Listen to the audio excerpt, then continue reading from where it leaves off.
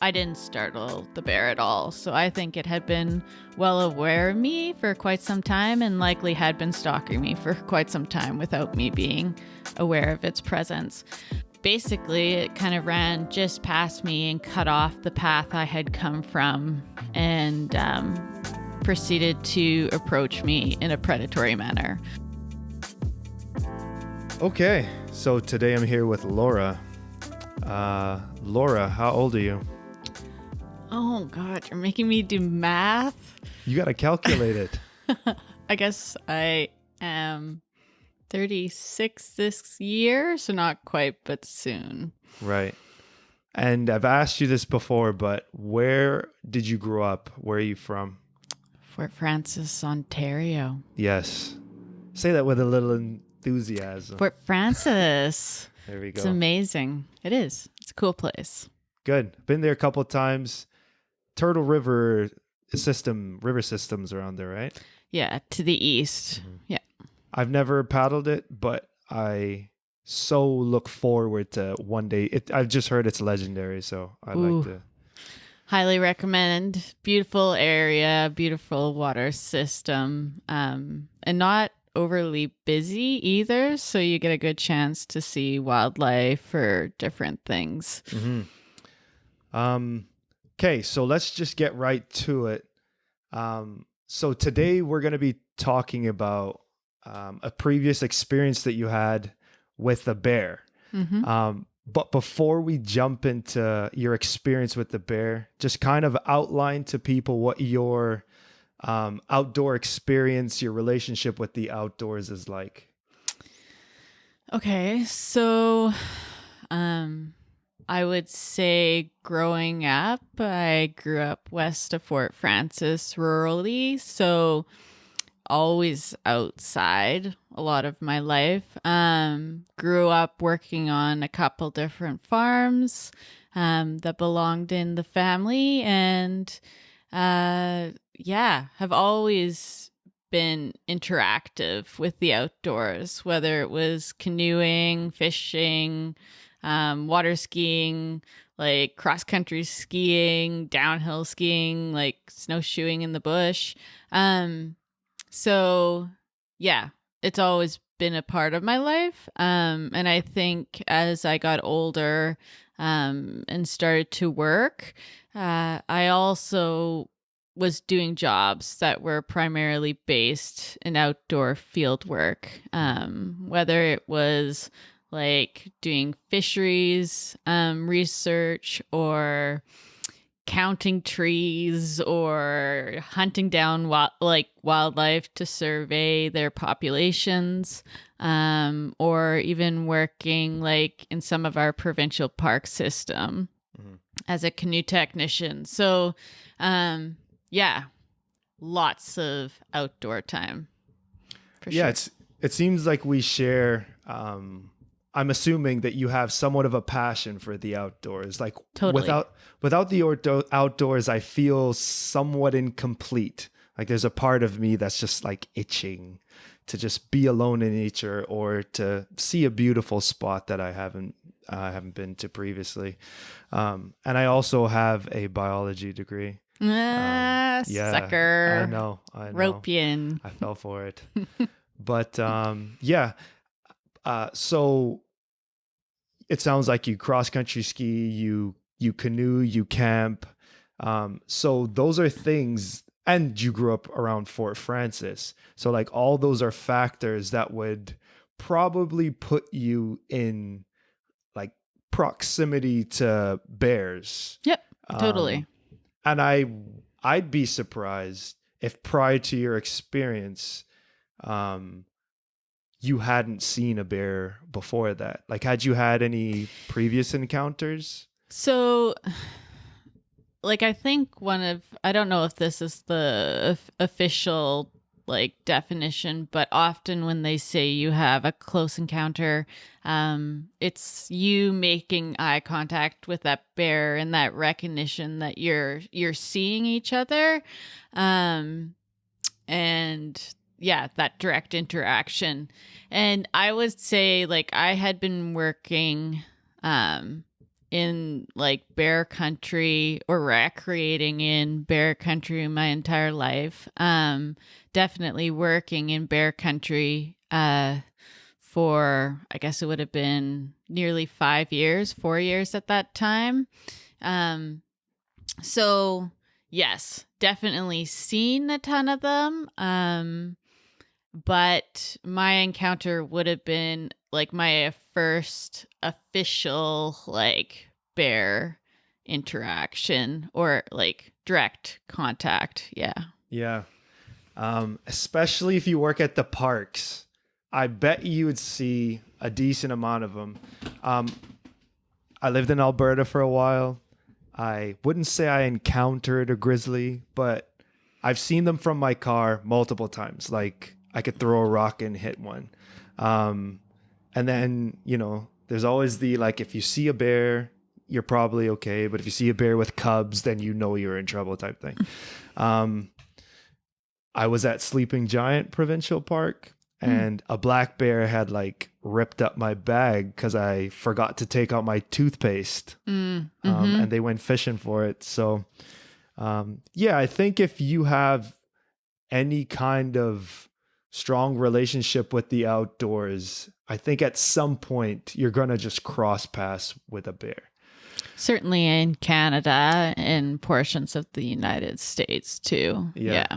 They have a very broad range across much of North America. So now let's move on. Let's just get right to it. So that day, what did that day start like for you? What was the plan? What had brought you outside? I was working at the time, actually. I was helping our field technicians, our field staff, complete their field season because the students who had been working with them were like, I had returned to school. And so they were looking for extra folks to come out and help finish off surveying their plots. Because it was part of a wildlife survey program for the government.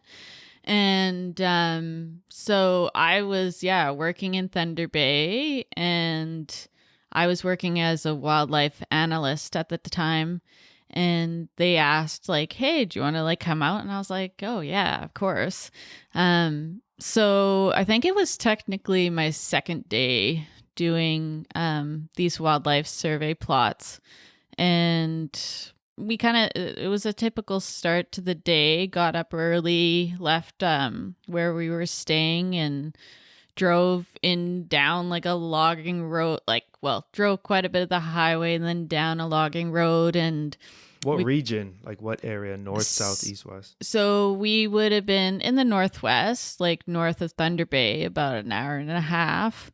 And then off the highway, I don't remember the distance off the top of my head, but probably somewhere like 30 kilometers down a logging road. And then we had pulled off and we kind of had a like tailgate safety session at the back of the truck, talked about what our plan was for the site, how we were going to tackle it, and then set off my crew partner and I into the bush to kind of reach our first site. So these plots were set up, for simplicity, we'll just say it's like a big circle. And, we had baited camera sites set up at the north, south, east, and west, and then also one in the center. And so we had walked into the eastern camera, changed out the bait, and then my crew partner and I separated. He went to the northwest and I traveled down along the perimeter of the plot down towards the southern camera to exchange it. And gorgeous day, middle of fall, 27 degrees outside, which is kind of atypical for Thunder Bay. It was, hot, no wind, but just beautiful, like with all the colors and all the leaves has been falling down. So Yeah, the purpose of the survey generally was to kind of observe anything around you in relation to wildlife and then document what you were seeing. So, like you're looking for scat, you're looking for burrows, tracks, middens. If you hear a bird, you're trying to write down what it is. Or if you see an animal, you're trying to jot down what it is. Just to kind of basically indicate what wildlife is in the vicinity and what's using it. And then this would just be like added to the plot data as incidental, kind of in collaboration with whatever the trail cameras were identifying. So like I was headed through the plot, just taking my time, listening, watching, jotting down anything I was seeing. And I think when I got to the trail that would lead down to the southern camera, I just kind of radioed my coworker and said, hey, like I'm heading to the south camera, leaving the plot. And on my way there to the camera, I had a black bear run up, not directly at me, but to just pass me. And it was interesting because like my first reaction when it was running towards me was like, oh, like I don't know if it's seen me, because it was going like fairly quickly. And wasn't running directly at me, but just to kind of run maybe like a meter or two to my left side. And he just run right past you. Yeah, like I was under the assumption, maybe I was thinking maybe he's being chased, or I don't know what's going on. Like I just don't know if he had seen me. And like I've had by this point like bear safety training every summer. And like one of the things that we had to do with the government was watch this bear safety video. And as a part of that, like as a clip, there's this lady who comes upon the bear, and then she puts up her hand. She goes like, whoa, bear, I'm human, like, and slowly starts walking backwards. So I think a lot of people made that association with that training as like when you'd ever talk about bear training, you're like, oh, the whoa bear training, right? And so I remember just kind of thinking to myself like, oh man, I can't believe I did this. But when the bear was running like to just pass me, like first thing I did, hands up, yelling like, whoa, bear, like to identify myself. I kind of almost wanted to like just put my hand on my head and be like, oh, I can't believe you said that line.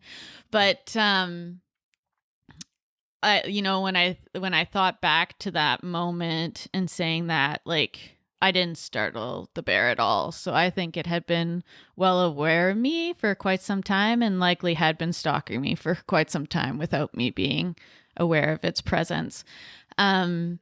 So basically it kind of ran just past me and cut off the path I had come from, and proceeded to approach me in a predatory manner, which basically, if you think of bear biology, there's kind of like different bears you can encounter. Usually the ones you do, like they'll be aware of you and like you'll never be aware of them. Like they'll leave the vicinity before you even knew they were there. But usually they make sound. So they're basically saying, you kind of entered my personal bubble and I want you to leave. Like they're snapping their jaw, they're huffing, they're maybe slapping the ground, basically saying you've come too close. Like we want you to leave. Whereas you can also encounter like human habituated bears who maybe like have seen humans before. They're used to like humans, or they're food conditioned, and so they're like, oh, maybe there's an expectation that like this person's gonna feed me, or there's not that fear necessarily associated with it. Are they called the nuisance bear? They can be. Okay. It kind of depends. That's what I've heard. If they've called. Become a pain or a nuisance. Yeah. You can also encounter bears that are quiet, and in those cases, they're kind of two typical types. They can be curious in the sense that they've never seen a human. They're like, there's some hesitation. They're like, who is that? What is that? Like, I want to come closer. I want to check it out. Or it can be also like predatory. And in that case, it's very quiet. It's intentional. It's approaching, like carefully, but very intently. Ears are up. It's watching you, possibly even a crouched kind of, way of approaching you. And unfortunately, that's what I ran into. What do you think is the intent of a predatory bear? Well, I think bears by nature are opportunistic. And in this case, like I was walking silently through the woods, doing the survey, trying not to make too much noise. I probably looked like prey. I probably was acting like prey.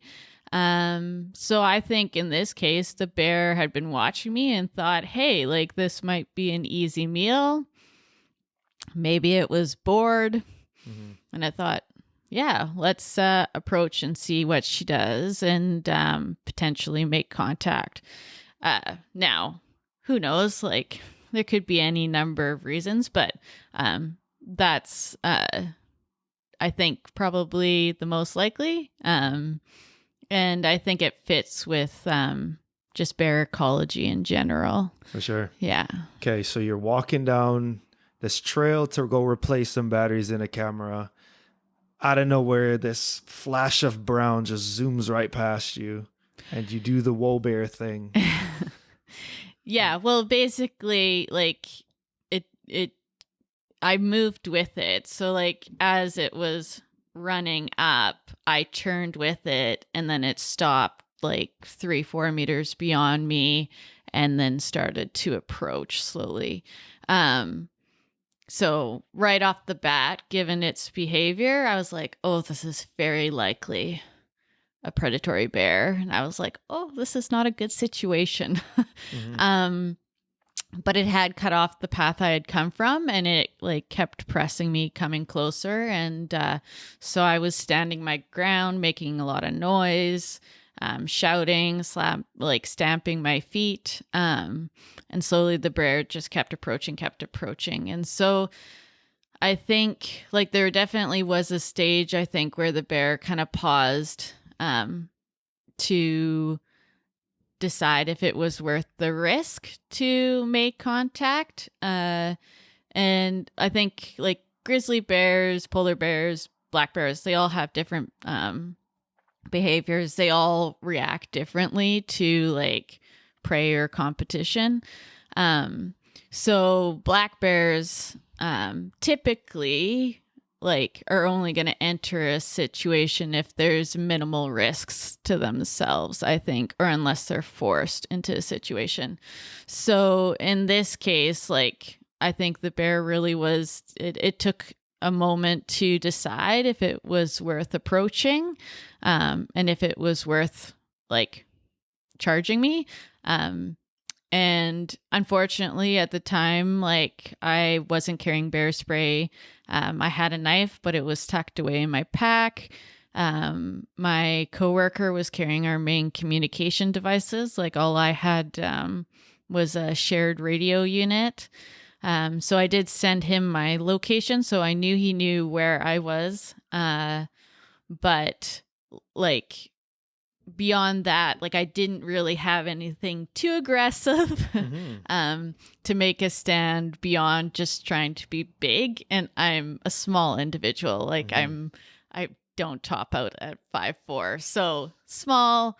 And at the time, like I'm not a big person, just even in general. So there's only, I think, so big as I come across. And unfortunately, there just wasn't any like debris, say like a limb or like rocks that I could pick up to use as a weapon either. Yeah. So like the bear kept approaching me and eventually kind of stood up at an old stump and I think at that stage it was kind of seeing how I would react, but also making a call of like, is it worth the risk, right? Should I approach and make contact? And because there was only this tiny little tree sapling in between us, I decided to take a step back just to get a bigger obstacle in between the bear and I. And when I did that, the bear did drop down and then started to approach me a bit quicker, and then did eventually charge me and knock me down. Mm-hmm. Mm-hmm. Terrifying. Yeah, don't recommend it. Yeah. So typically, as you were saying before, black bears in particular, they don't like entering confrontation if they know the risk it's somewhat risky to them. Because I've often had thoughts of like, a black bear does not want to interact with me if it doesn't have to, type thing.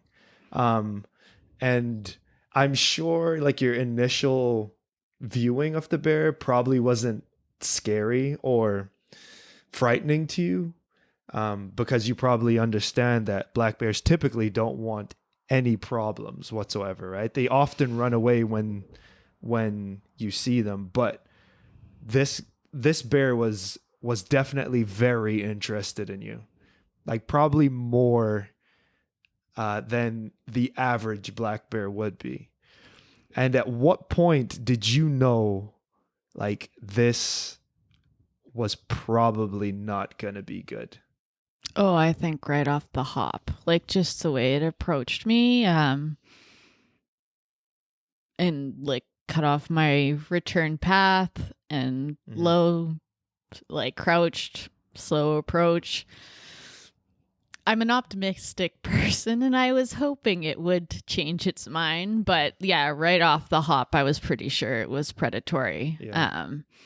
And so it was just a matter of time before I figured it would make contact. Mm-hmm. Yeah. I was freaked out. I would say I was freaked out even from when I saw the bear running up. So yeah. And then you're just talking about having your knife in your backpack, because that's exactly what I do when I go hiking. I have my spray and my knife probably in the bottom of my backpack. And it's like, you kind of are probably thinking, if I break eye contact, that's when they're going to strike. Or like, because you're probably thinking about that knife in your backpack.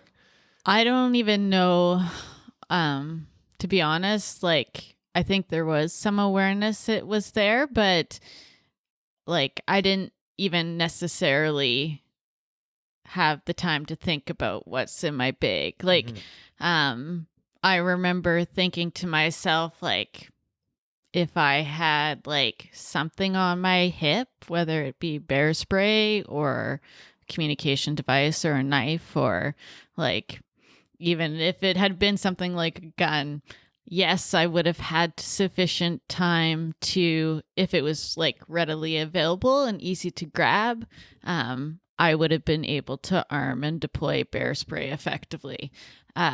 Which is interesting because I think was under the assumption that I might not. Or if I was caught in that situation, I'd be like, would I have time to be like, okay, the wind's blowing from the west, I need to discharge in this direction in order not to get spray back.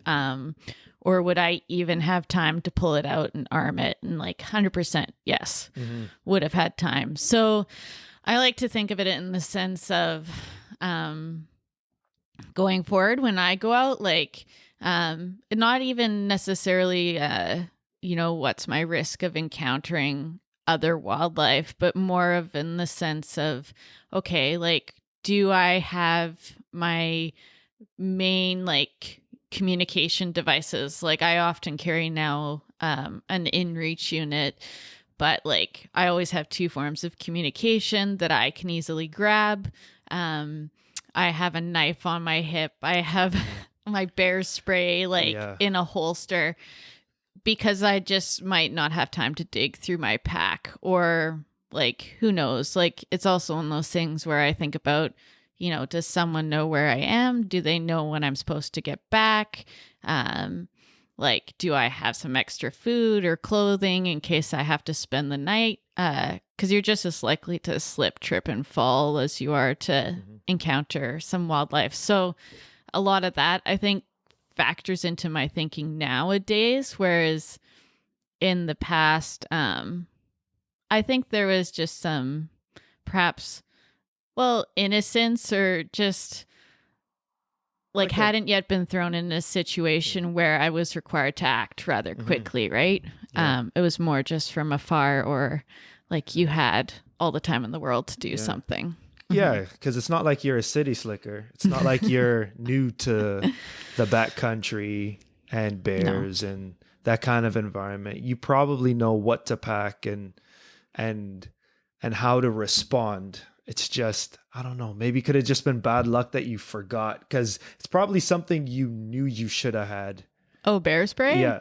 I had purposefully chosen not to carry it. Eh? Yeah. Interesting. I think, like, if I think back 10, 15 years ago, I don't think bear spray was viewed as the tool it is today. Like, I think it's a lot more common, a lot more, like there's a lot more just discussion in culture of how effective it is and how it works, and it's a lot more available. I think at that stage, I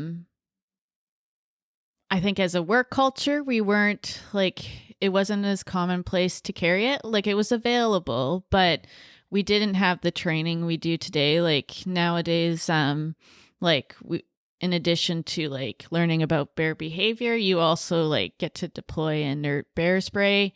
You get to see how it works, so you have a better understanding of it. Whereas in the past, that wasn't there. So my comfort level with it is much more different than it would have been at that time. And I think, when you recreate outside all the time, it's really easy to become habituated to something not happening, right? Sure. Like, how often do you forget your phone, or you forget that extra water, or whatever it might be, simply because of, the 100 times you've been out, you've never had an incident. And it's more just that one time that it becomes a problem, right? Yeah. So, like, if I think back, like, if I had chosen to carry bear spray, like, yes, I think I would have been able to effectively deploy it. Now, how would it have changed the encounter I had? Who knows? Like, studies are available, and they suggest that like it's a very effective tool at deterring a black bear, and often will cause a black bear to leave a scene. But there are instances, like I know of people who have had experience where the black bear just shakes it off, or hardly notices it too. So I think you have to kind of consider its use as it's a very valuable tool, very handy to have. And it's a tool to have in your arsenal in case of whatever situation you might get into. There's no 100% guarantee it's going to be effective. Or there's instances, well, maybe you might, like, I know of colleagues who have wished they had had a second can because the bear just hung around, and they wish they had a second one to use. But I think, like, in my case, there was even some hypothesis that, like, if I had discharged it, given how hot and humid that day was, and without any wind, it might have just settled in a big cloud and impacted me, the bear, and my coworker. Like, we might have all been affected by it. So it's hard to say if it would have made a difference in my case. But when I think back, like, it would have just been nice to have the option. For sure. Yeah, to have it as a tool. Yeah. At my disposal. Yeah, and I bet, as you're saying, it's not 100% effective, but at least you have some security knowing you have this thing that will make the bear think twice. Oh, totally. Right. And I think the bears do become wary of it, whether, like, in most cases, they might actually run off. But it really is designed as an opportunity to give you more time, whether it's to get to safer ground, call someone for help, get back to your vehicle, or maybe get to a better situation where you're standing on higher ground, or you've been able to pick up some kind of weapon or whatever, or rejoin your group. It's definitely developed to help give you time to get yourself to safety. Yeah. Right. Okay. Well, let's backtrack a bit, because I'm curious about like the actual attack. And if it's something that's hard for you to talk about, I totally understand. But like, I'm curious about how the bear attacked you in terms of like, did it bite? Did it scratch? Yeah. So after the bear like made its decision to make contact, it charged me 3 times. Like, and I remember it like there was 2 large trees kind of in between us, almost in a V shape. And it charged me between the trees, and I slammed it as hard as I could with my metal clipboard. And then it whipped around the side of the tree, slammed it again, and then just with lightning speed back around the opposite side of the trees. And I went flying. Like, I don't really remember exactly where it hit me, but it definitely knocked me over one way or another. Clipboard went flying, radio went flying, and I was on my back, and the bear was trying to get on top of me. So, like, it's interesting because you hear of out-of-body experiences, and I would describe myself as like living through that. And but my mind, like, I was still in my body, but my body was just reacting, just instinctively doing, bits and pieces that I had been trained to do, but also just like what my gut was saying to do. My body was just full fight. And like my legs were swinging, and my cat's come to visit. You're very lucky. She's usually very shy. Yeah. And like legs were kicking, like, and I was screaming, full fight mode. And the bear was just trying to get on top of me, whereas my mind was completely like clear and focused. I was watching what was going on and assessing what was going on, and kind of being like, okay, like, I'm in this situation, like, what's, like, paying attention to what was happening around me, and trying to decide what my best action was to take. And I remember the first time it bit me, it was my right thigh. And I remember being like, oh, holy shit. Like, I've just been bitten by a bear, and like, it really hurts, like, a lot. Like, this is actually happening to me. Because I think to a certain degree, you hope that the bear will just leave and not get to that stage. And yeah, like they're really such magnificent animals, and just full muscle, like so powerful. And it was very easily gaining ground on me. Like, it kept like trying to get further and further on top of me. And like, nothing I was doing was really deterring it. I remember it switching from my right thigh to my right arm, like my forearm, and like trying to jab my fingers into its eyes, trying to pry its jaw open, punching its face. And like, any action I took just wasn't, like, if anything, the bear was just becoming more aggressive. And so I really was concerned. I think at this stage, in my brain, I'm thinking about like, okay, here I am in the middle of nowhere, and like, definitely not like gaining any strides on this bear. Like, the bear is definitely overpowering me. And I was really concerned that, like, okay, if I'm going to get out of this alive, like, I really want to minimize any damage or injury to my organs. I thought, if it starts tearing into my guts, I'll be not in good shape. That would be really, really bad. So I remember like thinking to myself, okay, like, if I had been alone, I would have made a different call, because generally if you're on your own, like with black bears, the best thing you can do is probably to keep fighting.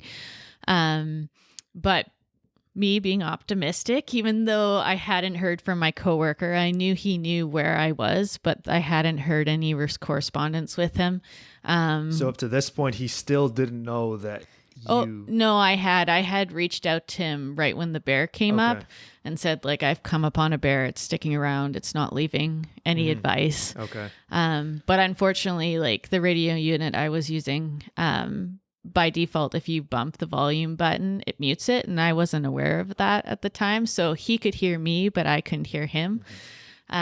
So thankfully he started heading in my direction right off the top when I wasn't answering his questions. But in my case, like, I was hopeful he had heard it. I knew I had like pinned him with my GPS location. So I knew his radio had buzzed and sent him like my exact coordinates. But like, yeah, I didn't actually officially know if he was on his way. But I'm an optimistic person. So hearing this face off with this bear, I'm like, I'm pretty sure my coworker's coming. Yeah. I had no idea what he was going to do. I was like, I wouldn't know what to do in this situation. But I think help is coming. It's basically, I'm not alone in this struggle. And so for that reason, because I was pretty sure someone was coming, I made the decision to try to defend myself rather than keep like actively fighting back, since I wasn't really gaining any ground. And thankfully, right about that time, something snapped in the woods. I don't know what it was, like a twig or something. And the bear lifted off of me sufficiently enough that I was able to flip over onto my stomach, throw out my legs to brace my body so he couldn't flip me over, and then chuck my arms up over my neck to protect my spine and my throat. And then I proceeded to basically deal with the bear from there, from more of a prone position. And the bear, like, it was interesting. Anytime I like resisted or actively tried to like fight back or do something, it usually responded more like it would respond more aggressively. And like when I had first rolled over, it grabbed me by my right shoulder and just started to try to drag me off. And I remember thinking, like, I can't move. Like, if my coworker's going to find me, I got to stay in the same place. So I had kind of rolled onto a down tree when I had flipped over. And so I had grabbed the trunk with my elbow and left leg just to kind of hold myself in place. And the bear lost it on me when I did that. And it grabbed my right thigh and threw me around. And then from there, like, I was actively trying to resist the bites or kind of wrestle with it, I guess, to a certain degree from being on my stomach. And I would, like, I think at this stage had, like, your life flashes in front of your eyes. You think about, like, I thought, oh, there's a very good chance I'm going to die here today. And I won't get out of the bush. I remember like thinking about my family, my friends, thinking about any regrets. Like, I remember thinking, oh, I've owned that guitar for 4 years and I haven't learned how to play it. You didn't think that? I did think that. It's funny, the simple things that pop into your mind. And it's so quick. It's amazing how quickly your life boils down into just a few handful of thoughts. But yeah, I remember just even thinking, like, you know what, like, I know my family knows I love them. I know they love me. I know they'll be really sad if I'm not here. But like, I knew, like, yeah, that contact was there. I remember being relieved that I had reached out to a friend that I had lost contact with prior to, and we had kind of reconnected. So I was like happy that I had done that at that time. And but it was interesting because, like, crazy amounts of pain.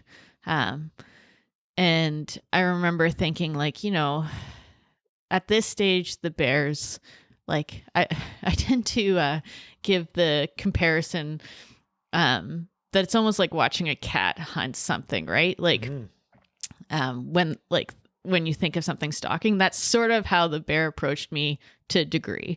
Obviously different, but sort of similarities. That low, like crouched approach, very intense staring, like not losing its focus. And then when the bear was attacking me, it was almost similar to a cat playing with a mouse or whatever it's caught. Picking me up, dropping me, picking me up, shaking me. Anytime I kind of like fought back, it was responding aggressively. And so at that stage, it wasn't eating me. Like it wasn't taking a bite and then chewing away and consuming me. Now, I have no doubt that it would have gotten to that stage if our interaction had continued. But I remember thinking like, I don't really want to be conscious for that if it gets to that stage, just because of the amount of pain I was in. But I knew like very little time likely had passed. Like your time kind of just gets totally warped, your sense of time. And every second feels like an hour. And you can't really put you can't even really put a beat on it. You can't really, you're like, it's just so warped. So I knew not much time had passed. So I was like, things seem to be going really fast when they're not. And like, I still think there's a very good chance someone's coming. Like, I was like, if I get to the point that I'm pretty sure I've been here for hours and I don't think anyone's coming, then at that stage, I might honestly consider trying to do something to get the bear to just like grab my neck and throttle me so I'm not like conscious for the whole process. Or if it like switched to start eating me. But I was like, oh, I'm very far. Like in my focused, clear mind, I'm like, I'm so far away from that. Like I still have a lot of options before like I'm having to make that decision. And so, I went back to kind of like resisting the bear. And it was shortly after that I did hear my coworker yell for the first time off in the distance. And I remember like rolling over and yelling out like help as loud as I could, and which I'm sure just came out as a scream. But the bear at that stage just like lost it on me. It was not happy, and it grabbed my left side, which was the first time I sustained any injury there, and it chucked me around, and my head was hit against a tree. And I remember like hearing like what they told me was probably my ligaments snapping in my shoulder, and it shoved me down to the ground and like threw my head down by putting its paw on my head and and definitely kind of sitting further up on my back. And so that was probably the only real claw damage that I like, besides just small things. That was like I had a claw mark down the back of my head. Otherwise it was primarily all bites that I sustained as injuries. And I think at that stage, like I had a huge mouthful of dirt and I was winded and I was spitting out the dirt, just trying to catch my breath. And I remember like, it was the first time I had any indication that I was wearing out the bear, because I could feel it sitting on my back and just feel it panting and feel its breath panting against my neck. And I thought, oh, like, at least I'm not the only one who's exhausted by this whole fight. Like, prior to that point, I had no indication that I was wearing it out, which was pretty freaky, actually. And so at that stage, I decided to try to change tactics once again. Like, I noticed, like, I was still definitely moaning, but because I was trying to catch air, I wasn't actively fighting the bear as much. And by this point, both my arms were pretty much stiffening right up and losing a lot of sense of feeling. So I chucked them up over my neck once more and was like, okay, I can't let go because I'm probably not going to be able to move my arms after this point. And I tried more playing dead to see if I could minimize the injury I was sustaining. Because if I wasn't resisting as much, the bear wasn't biting me as forcefully. Now, I made a conscious decision to still scream. Well, I thought I was moaning, but it was probably very much a scream, just so my coworker could find me. Because I was like, if he's like, I got to make sound for him to find me. But it did, like, the bear did kind of like, it was still nipping and biting at me, but not nearly as like ferociously as it had been. And so, yeah, I kind of sort of semi played dead for the next little bit until I did finally see my coworker running in. And at that stage, he kind of came in from behind us.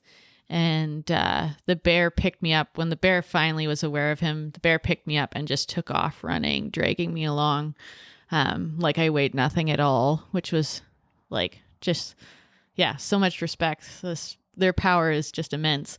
And I remember just trying to catch whatever I could with my toes just to hold it up a little bit. And yeah, so my coworker managed to get between us. He doesn't exactly remember how, but we figure he probably just kind of charged in its general direction. And then the bear, this is a new piece to the puzzle. Like it had to reassess the situation, right? Like now there's some potential risk. So the bear basically somehow separated from me and probably stepped back to defend itself. And thankfully, it never really looked at my coworker as another potential victim, but more as a competitor. And it was constantly trying to get around him to get back to me.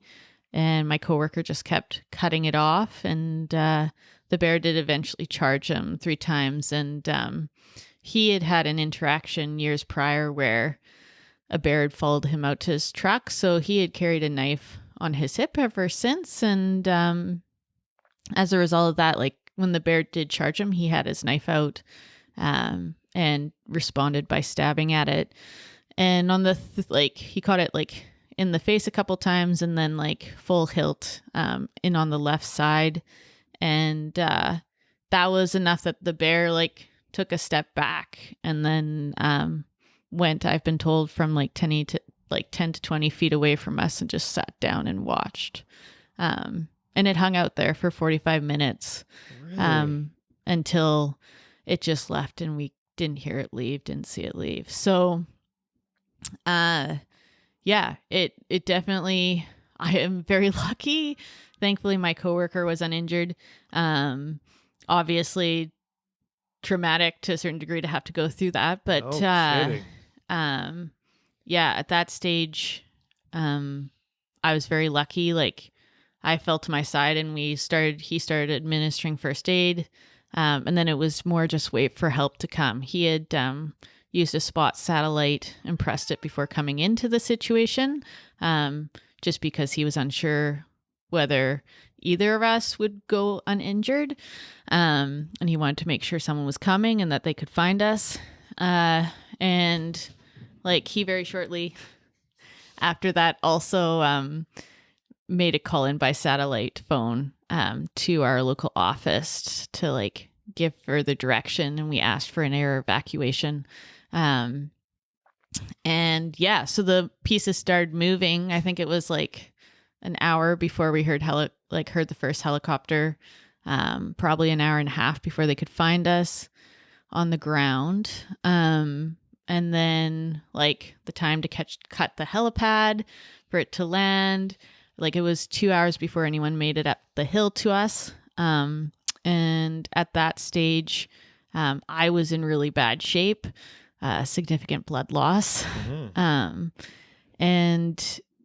thankfully the paramedics were willing to come in, like after they secured the scene from the conservation officer and the bear technician and an OPP officer who was on site.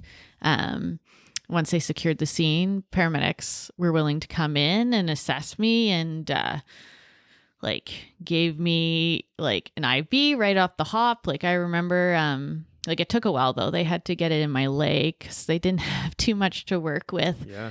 Because 3 of my limbs were pretty badly mauled. And I remember like them taking my blood pressure and then like him kind of shaking his head and taking it again. And like from what I've been told when I've had conversations with one of the paramedics since, I was sitting like roughly 50 over 30. So wow. yeah, like I shouldn't have even been conscious at that stage. Just so people know, normal blood pressure is 120 over 80. So you are like half that. Yeah. And usually as you lose blood volume, your blood pressure goes down. So totally 50 over 30. Yeah. I would classify that, and I'm not an expert, as critical. Definitely. Very critical. Very critical. Yeah. And so the paramedics very clearly kind of gave the instruction that like, because originally the plan had been to run me down the hill, down this trail that the staff with chainsaws were clearing, the fire crews, to get me to a helicopter that way. And the paramedics said like, you know, we got 20 minutes to cut a helicopter pad beside us. Otherwise, we're going to run her down the hill. Like, we have to get her out immediately, basically as soon as possible. And between like the staff that had come up from Thunder Bay and like the fire crews, like there was all hands on deck, and they managed to clear a helipad in 18 minutes. And like a smaller contracting helicopter that the bear technician, the conservation officer, had flown up from Thunder Bay on, was willing to land on site to pick me up. And I had my coworker go down to the larger like the medium-sized helicopter, the M&R F1, the ministry one, to get back to the highway, just because like I had given him like, here's where all the bites are, here's like, giving him the lowdown of any possible thing that the healthcare officials would need. And then if I had passed out, I knew he'd be able to relay that information. And then they got the paramedics in the helicopter and slid my stretcher in, and then realized the doors wouldn't close because the stretcher was too long. But between whatever conversation they had, like at this stage, I was in pretty bad shock, especially volume shock, just like vibrating, shaking quite violently on the stretcher. And they agreed to fly anyways with me just strapped down. And so they took off and flew to the highway, where we were met by an air ambulance helicopter, and they loaded me on there and then flew me to Thunder Bay. So like, I think all in all, from the time that I was attacked, I was probably mauled for about 10 minutes before my coworker could get there. And then it was 5 hours to get me out to the hospital. And it's interesting because like I was attacked probably around like 11 o'clock in the morning, and that motion detector camera that I had been headed out to switch out, I've been told like the distance I was away from it was pretty minimal, like maybe like 50, 60 feet. Like it wasn't very far. That bear went by that camera at like 1:30. So it would have been roughly about the time that the chainsaws were all running and the helicopter had landed. So the bear hung around. Yeah, unbelievable. Just out of sight, just basically waiting, right? Probably for an opportunity to get back to its prey, which was me. Yeah. You must have really liked your deodorant or something. I don't know. You know what? There's been a lot of questions about like scents or any of that kind of stuff. And no specific sign. Like I had even been handling bait that morning, and like I had bait in my pack with like a full lunch, never touched any of it.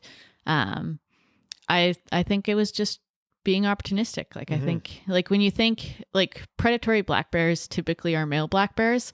If you think of a mother bear with cubs, like her priority is the cubs. So if those cubs are in danger, she'll defend if needed.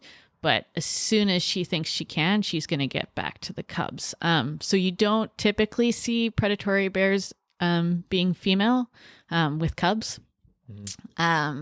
It's most often male black bears. And when you think of like the way they grow up, like in order to survive, like on a territory, or like they often have to fight to defend themselves. So I think, taking advantage of situations really is how they survive. Like if you can't take advantage of an easy or a good situation or an easy possible option for food, your survival chances probably drop. So I think that's one reason why I think it was just being opportunistic.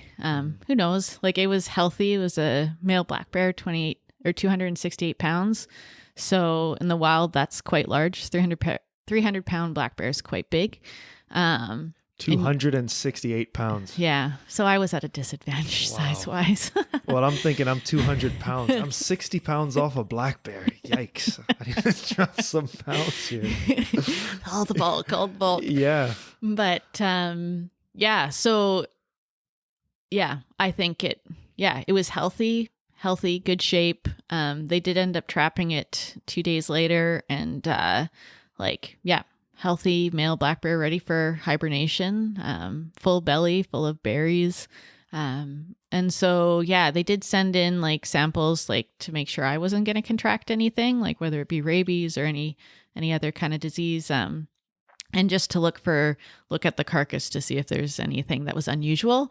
That might have been the reason why it was predatory.